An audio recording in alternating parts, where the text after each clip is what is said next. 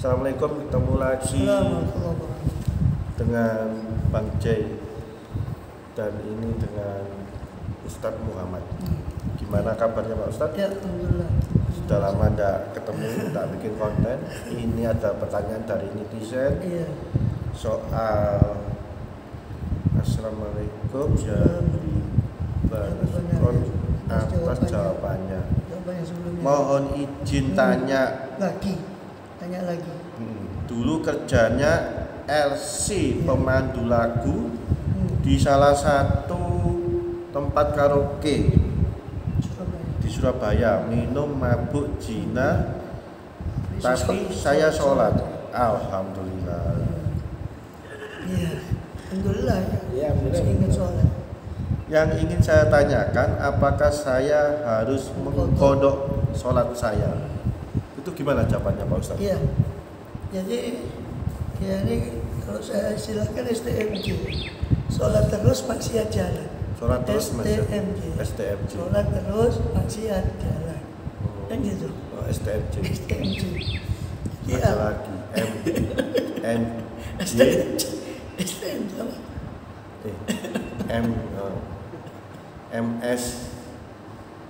MSKJ. Apa itu?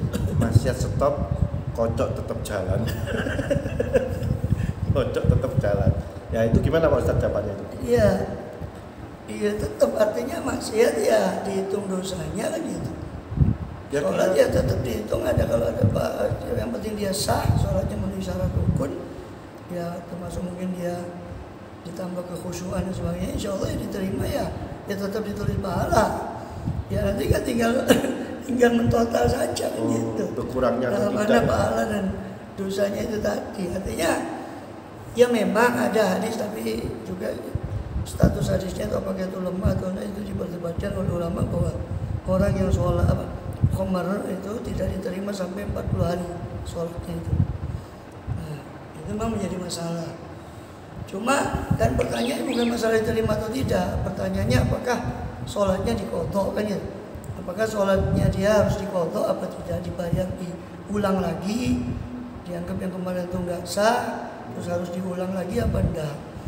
Ya kita jawab tidak, karena bukan, tidak usah diulang.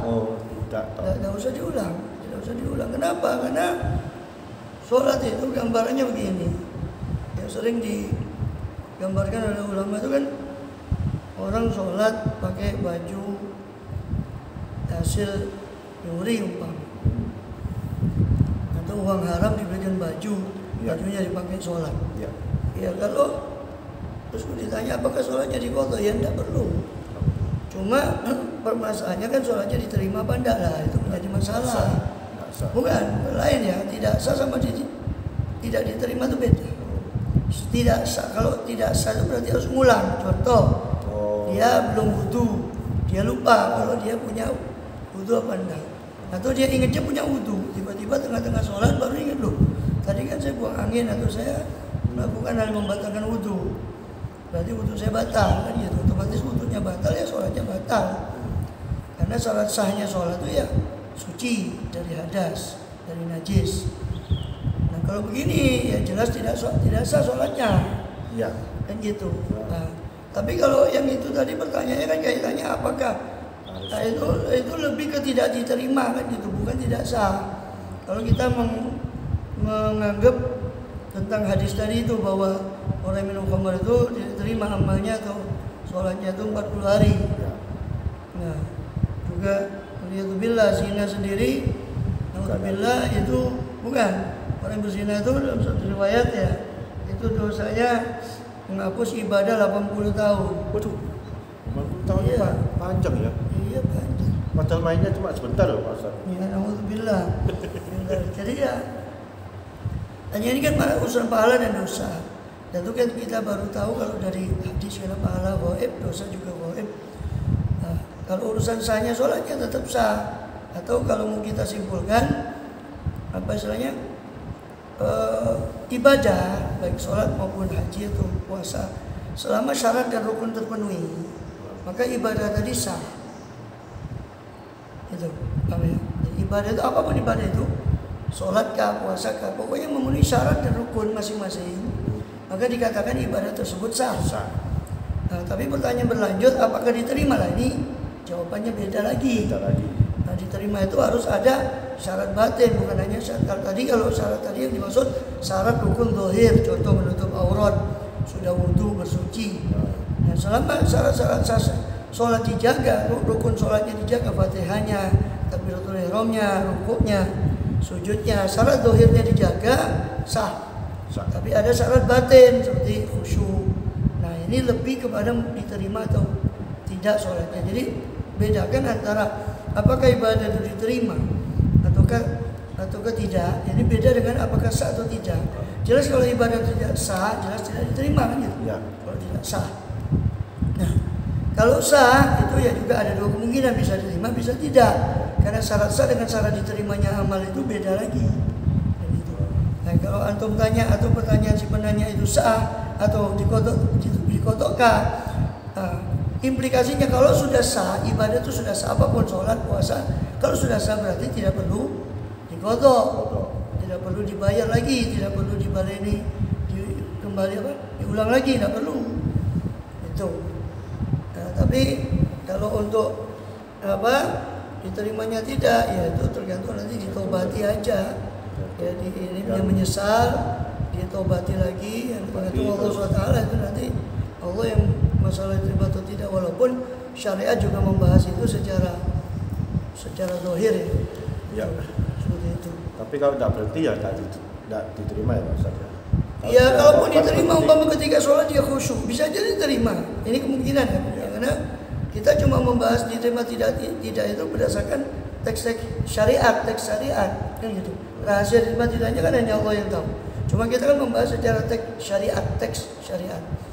Jadi selama dia sholatnya khusyuk, ya kan, bukan hanya terpenuhi syarat rukun zahir tadi, tapi batinnya juga hadir ketika sholat. Bisa jadi sholatnya diterima, tapi kemudian dia balik lagi ke zina.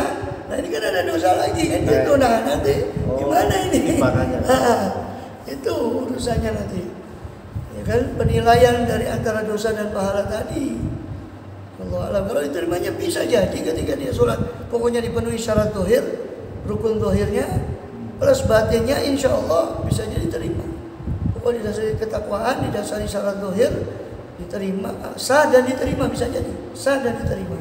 Tapi ketika dia balik ke maksiat lagi lah, ini maksiatnya nanti mengkorting, memotong pahalanya tadi, Allah alam. Nah itu urusan lain gitu.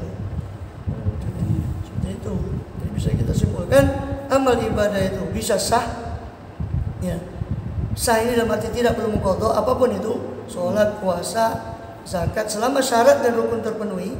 Ya syarat rukun kita panjang nanti akan bahas syarat zakat, rukun zakat, syarat sholat, rukun sholat. Pokoknya dipenuhi syarat rukun zahirnya itu sah. Sah berarti tidak perlu mengulang ibadah tersebut, kan gitu. Nah, tapi kalau dilanjut pertanyaan apakah terima tidak, nah ini urusan lain. Karena namanya taqabbal minal muttaqin. Allah hanya menerima ibadah orang yang didasari ketakwaan. Nah, itu pun nanti tergantung Allah. Nah, kalaupun dan juga kemungkinan kedua bisa pertama bisa diterima, kedua tidak bisa tidak jadi tidak diterima. Kalaupun diterima kalau dia balik maksiat, nah kemungkinannya nanti penilaian antara maksiat dengan pahala dengan dosanya tadi. Allah alam bisawab ya. Berarti sini jatuhnya UMKM Pak Ustaz. Apa itu? UMKM. Enggak. Jualan kecil-kecilan. Berarti UMKM kan dalam arti kan orang yang jalan harus dibantu ya. Harus boleh saya tambahkan sedikit poin bahwa sholat itu kan tanha 'anil fahsya'i wal munkar. Sholat itu tujuan utamanya nanti hasilnya sholat itu bisa mencegah seseorang dari perbuatan keji dan munkar. Nah, tapi kalau orang STM dia sholat terus masih jalan, berarti kan indikatornya sholatnya tadi bisa jadi belum mencapai tujuan. Yang mana kalau sholatnya betul, pasti akan membentuk karakter orang yang jauh dari perbuatan keji dan munkar itu. Nah, kalau masih begitu STMJ tadi sholat terus masih jalan, berarti boleh katakan kalau saya mengistilahkan berarti ada yang konslet dalam sholatnya tadi. Ada yang konslet dalam sholatnya. Bisa jadi syarat zahirnya, syarat rukun zahirnya, maka kalau ini obatnya ya harus belajar lagi betul syarat dan rukun sholat saya sudah betul belum kan gitu. Nah, bisa jadi syarat batinnya lah ini perlu latihan lagi, kekhusyuan dan sebagainya. Buktinya kok masih sholat terus masih aja kan, berarti ini ada yang konslet gitu. Sama dengan puasa, kutiba alaikumusiyam Al-Baqarah 183, tujuan puasa itu takwa. Kok setelah puasa nilai takwanya tidak bertambah, berarti ini indikator bahwa amal ibadahnya tadi masih ada yang kok nggak tercapai tujuan. Kan bukan yang pasti kan kita bukan salah ayatnya, nggak mungkin ayatnya yang salah. Jadi orang yang berarti kan konslet yang puasa kan gitu. Kalau Allah sih sudah menjamin orang yang puasa betul-betul akan mencapai kualitas takwa, bertambah ketakwaannya kan gitu. Kalau tidak bertambah ketakwaannya atau naudzubillah makin turun, nah ini berarti ada yang konslet di puasanya kan gitu. Maka harus dipelajari lagi gitu loh. Jadi sholat puasa kalau tetap maksiat tetap enggak. Nah itu biasa enggak seolah-olah kan indikator kan ya. Masing-masing kan ada indikator ya. Indikator ketercapaian lah. Ya. Ketercapaian masing-masing ada indikator. Nah ketika indikator tidak penuhi berarti kan ada yang keliru kan gitu. Itu masalahnya. Nah, inti secara umum orang maksiat itu naudzubillah bisa menghalangi amal baik secara umum. Ya. Kalaupun orang itu tetap beramal baik setelah maksiat, bisa jadi amal baiknya ini ya terganggu dengan kualitas amal baiknya dengan maksiat. Ya, contoh orang maksiat tapi sholat, bisa jadi, bukan tidak mungkin, tapi bisa jadi kualitasnya tadi. Sebaliknya amal baik membawa kepada walaupun rahasianya Allah yang tahu diterima atau tidaknya, tapi salah satu indikator diterimanya amal baik itu akan menghantarkan kita kepada amal baik yang lain. Itu indikator salah satu tanda insya Allah amal baiknya yang tadi diterima, kok menghantarkan ke amal baik yang contoh habis haji, kok dia tambah baik. Nah itu berarti insya Allah Ta'ala amal baiknya diterima, walaupun sekali lagi diterima tidaknya itu kan rahasia Allah, tapi ada indikator. Sama dengan mendung, tandanya hujan, bisa jadi hujan, bisa jadi tidak kan gitu. Namanya indikator. Itu. Nah, dalilnya di surat Al-Insya, fa'amman atawattaqa wa sadaqa bil husna fasanyasu, siapa yang bertakwa, beriman, memberi, dia suka memberi, maka Allah akan tuntun dia ke arah kebaikan. Ini kan dalil bahwa satu ketaatan kalau diterima dia akan melahirkan kebaikan yang lain. Satu kemaksiatan, naudzubillah, salah satu efek negatifnya bisa menghalangi ketaatan atau bahkan lebih parah lagi menyeret kepada kemaksiatan yang lain. Naudzubillah. Seperti itu. Mungkin itu yang penting yang bisa kita. Ya gimana ya, barangnya enak ya Pak Ustadz, orang Indonesia kan mengenai ceng enak, ayo digoyang gitu kan Ustaz. Jadi jawabannya tidak perlu diganti ya. Ya, intinya tidak perlu dikodok. Yang perlu adalah ditaubati, kemudian kualitas takwa tadi ditambah supaya insya Allah Ta'ala dengan itu amal itu lebih diterima nanti oleh Allah SWT sehingga tidak. Nah ini jawabannya dari Ustadz Muhammad ya, jadi tidak perlu diganti, cuma perlu ditambah ketakwaan tadi lah untuk diterimanya amal. Maksudnya dikurangi, ditambah banyak. Salah lagi nanti. Oke, jadi jawabannya sudah jelas. Untuk yang banyak jadi kita persingkat cuma sampai di sini aja. Oke, assalamualaikum. Salam.